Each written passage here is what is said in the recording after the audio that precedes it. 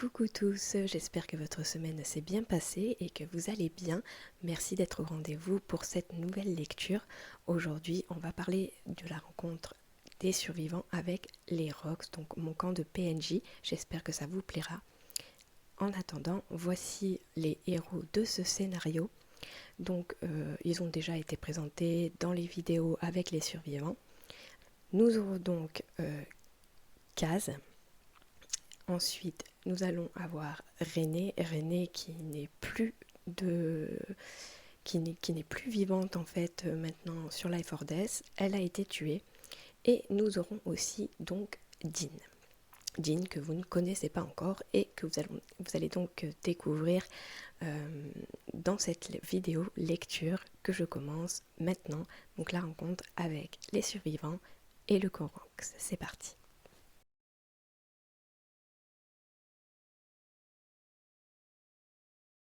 Pendant que les survivants s'étaient rencontrés et engagés sur la route déserte, ils entendent, au bout de quelques minutes de marche, des pleurs et une voix féminine apparemment qui demande de l'aide.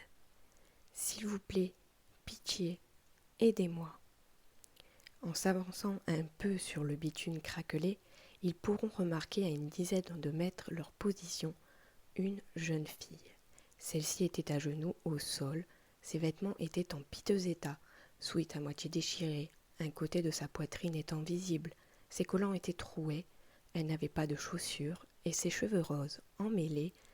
Sa peau était sale, ses larmes nettoyaient légèrement son visage. Elle vous a remarqué, et se lève comme apeurée. Ne me fais pas de mal, je cherche juste de la nourriture, un peu d'eau. Kaz va être le premier à la remarquer. Il avance vers cette inconnue. Lorsqu'il arrivera à cette dernière, il va l'aider à marcher. « Hey, qu'est-ce qui t'est arrivé? Tu vas bien ?»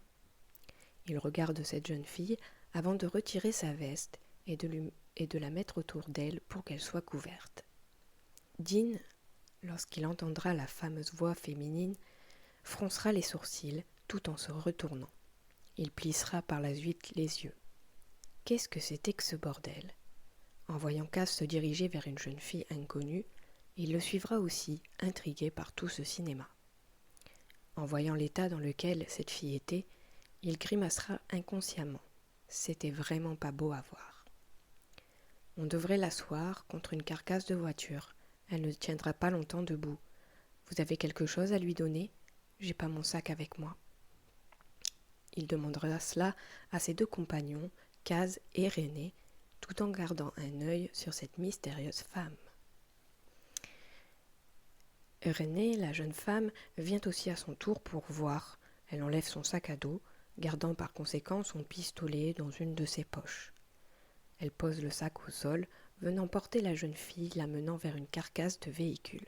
« On va t'aider, ne t'inquiète pas. » Tout d'abord, à l'approche de Kaz, la jeune fille va au début mettre ses bras devant son visage, comme si elle avait peur d'un coup potentiel de la part du survivant. Elle tremblait, reniflait et d'une toute petite voix dira « Merci ». Puis elle observe un peu partout autour d'elle les gens qui la rejoignaient. Elle ne pleure plus, mais soudain, les survivants pourront entendre s'activer plusieurs moteurs de moto. De tous les côtés, planqués sûrement derrière les arbres qui bordaient la route, plusieurs personnes en moto débarquent et encerclent les survivants. Ces personnes portent des casques. Leur visage était inconnu, mais vous pouvez constater qu'ils sont surarmés. En effet, les moteurs tournent encore. Ils sont au moins 10 et visent les survivants avec des M16. Seuls 2 d'entre eux, une femme apparemment et un homme, descendent de leur bécane. À ce moment, la fille aux cheveux roses donne un violent coup de pied dans le tibia de Kaz qui était le plus près et s'éloigne de lui afin de retrouver ce qui devait être son groupe. Un sourire s'étale sur le visage de la jeune fille. La femme Elle, avec un casque orné de cornes, approche. Celle-ci avait une sorte de petit lance-flamme accroché à son dos. Elle garde des distances, mais s'adresse au groupe de survivants présents. Tiens, tiens, tiens, voyez-vous ça? Alors c'était vrai. Il y a encore des abrutis de survivants dans le nord. Ha ha, elle est bien bonne celle-là. Les autres hommes se mettent à rire, à part celui qui était descendu aussi de sa moto. Il avait un casque en mode punk et serrait la fille aux cheveux roses dans ses bras. La nana au lance-flamme poursuit, tournant un peu autour du groupe des survivants. Allez, à genoux, les mains sur la tête, tout de suite, hurle-t-elle. Kaz va alors tomber. Il pourrait les attaquer, mais devait attendre le bon moment. Il se mit à genoux, les mains sur ses cuisses, en fermant les yeux. C'est con, pour une fois que j'aime une belle demoiselle. Dean, quant à lui, resta silencieux, continuant à observer la femme aux cheveux roses, loin de se douter qu'ils allaient tous se faire prendre en embuscade. Lorsqu'il entendit le bruit de plusieurs motos et qu'après ça ils se feront encercler, Dean relève son couteau, droit devant lui, et tourne plusieurs fois sur lui-même, lentement. Face à tous ces hommes, il ne pourra rien tenter. Ce ne serait pas avec son couteau qu'il allait pouvoir tuer, ne serait-ce qu'un de ces motards surarmés. L'acromate regardera furtivement la jeune femme. Ils se sont fait avoir comme des débutants. N'ayant de toute manière pas le choix, Dean lâchera son couteau à contre-cœur. S'il avait su, il ne serait certainement pas parti du QG. Les dents serrées, il va exaucer les ordres demandés et se mettre à genoux dans la seconde qui suit. Avec le peu de courage qui lui restait, il osera demander « Qu'est-ce que vous nous voulez ?» Renée lâche son couteau aussi et se trouve à côté de Kaz. Elle les regarde tous droit dans les yeux d'un air désespéré. Elle vient donc se mettre à genoux sans rien dire. Génial, j'avais raison. Celle qui avait donné l'ordre fait un signe de tête à ses hommes. 3 vont se déplacer et s'approcher de Kaz, Renée et Dean.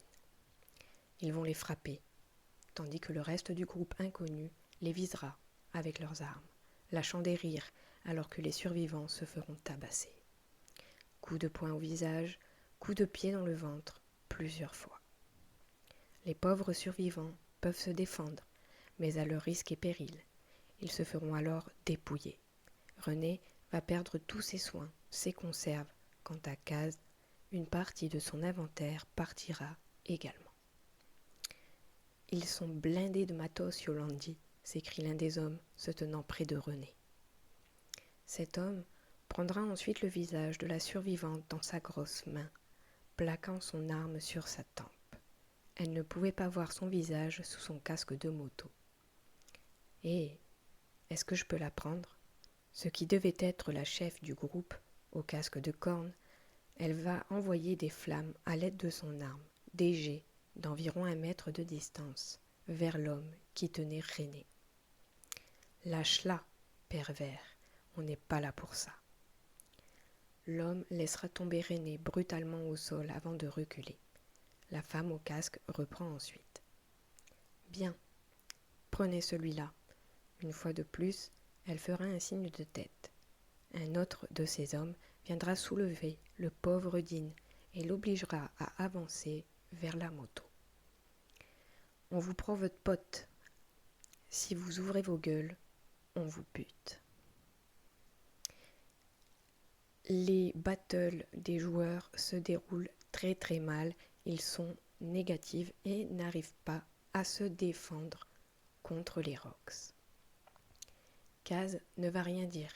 Il va encaisser les coups et va en rire intérieurement. Certes, il avait un peu mal, mais ses hommes ne valaient rien, et Renée pourrait le voir si elle y faisait attention. Maintenant, à voir s'il allait combattre encore. Renée, quant à elle, avait résisté du mieux qu'elle pouvait des coups reçus un peu partout. Après avoir vu la mort et éventuellement un viol de peu, elle essaie de se redresser difficilement après s'être fait mis à terre.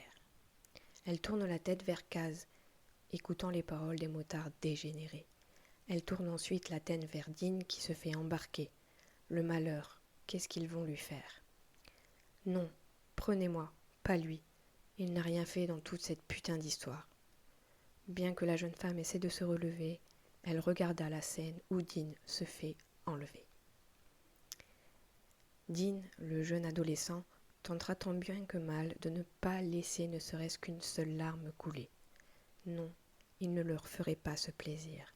Lui aussi essayait d'encaisser tous ces affreux coups, mais à force que ceux-ci s'accumulent, Dean commençait sérieusement à prendre peur. À chaque coup supplémentaire, sa respiration se coupait brusquement. Son couteau n'était pas très loin de lui. Alors il tendra le plus possible son bras afin de l'attraper et pourquoi pas poignarder l'homme qui ne cessait de lui envoyer des coups. En vain. Il n'avait même pas la force nécessaire pour le faire, que ce soit physiquement ou mentalement d'ailleurs. Lorsque le motard cessera son horrible torture, Dean se penchera sur le côté afin de tousser fortement. Il crachera même un peu de sang. Il releva la tête. Ses yeux étaient vitreux. Il ne savait plus où donner de la tête. Ces gens n'étaient pas humains, non, pas pour qu'ils puissent faire de telles choses, sans aucune once de remords dans le regard. Ils étaient complètement fous. La peur lui tiraillait fortement l'estomac. Il n'aura le temps de faire quoi que ce soit qu'il se sentira soulevé. Un hoquet de surprise sortit d'entre ses lèvres, et avec le peu de force qui lui restait, il commencera à se débattre, à bouger des jambes, des bras. « Lâchez-moi !» C'était plus une supplication qu'autre chose. Pourtant, le jeune garçon savait qu'il n'allait pas le relâcher. La panique intérieure qu'il ressentait depuis déjà de longues minutes s'intensifia davantage en lui lorsqu'il entendra les paroles de René. Il avait beau ne pas la connaître ou que très peu, il ne voulait pas qu'elle souffre à sa place. Qui sait ce que les hommes lui feront? À en voir certains, seul le viol l'attendait, et ça, il ne pouvait pas l'accepter. Il se sentirait terriblement fautif si ça devait lui arriver. Alors, il arrêta tout mouvement et dira en serrant les dents « Laissez-les, vous m'avez, partez maintenant. » Mais Dean avait beau se débattre, l'homme ne lâchait pas. Il resserre même sa prise autour de son bras et posera le viseur de sa M16 dans le dos du jeune homme pour l'obliger à avancer. Quand soudain, René se mit à hurler de la prendre. Les motards, et même la fille aux cheveux roses blottie contre l'un des leaders, se mirent à rire. La femme au casque de corne, portant le nom de Yolandi, lève une main et le silence retombe. Dean est arrêtée en plein chemin tandis qu'elle s'approche de René. « Moi qui croyais que vous étiez des fiottes, haha !» Puis elle s'adresse à l'homme qui voulait René de base. « Prends-la, elle est à toi. » Yolandi siffle, lève un bras, fait un geste de doigt de son index en le faisant tourner afin de signifier un départ probable. Quant à René, elle sera traînée par les cheveux par l'homme jusqu'à la moto. Dean sera finalement poussé avec force et rejeté. On est de retour, ha ha ha. La leaduse éclate de rire. Vous direz à ces connards qui ont pété le pont qu'on va se charger d'eux. Les motos redémarrent. René est menotté, obligé de monter à l'arrière d'une moto. Sa vue sera cachée par un tissu épais et noir accroché autour de son crâne. Les motos klaxonnent, accélèrent et le groupe disparaît avec René en otage. Les survivants sont de nouveau seuls au beau milieu de la route. Et voilà, c'était donc la rencontre avec certains survivants de Life or Death et du coup le camp PNJ des Rocks qui, ce jour-là, ont pris en otage donc René. Je ne vous dirai pas ce qui s'est passé par la suite, il faudra regarder la prochaine vidéo qui sortira. En attendant, j'espère que cette lecture à voix basse vous aura plu. On se retrouve du coup la semaine prochaine. Pensez à vous abonner, activer la petite cloche. Moi, je vous fais des bisous. Bonne soirée.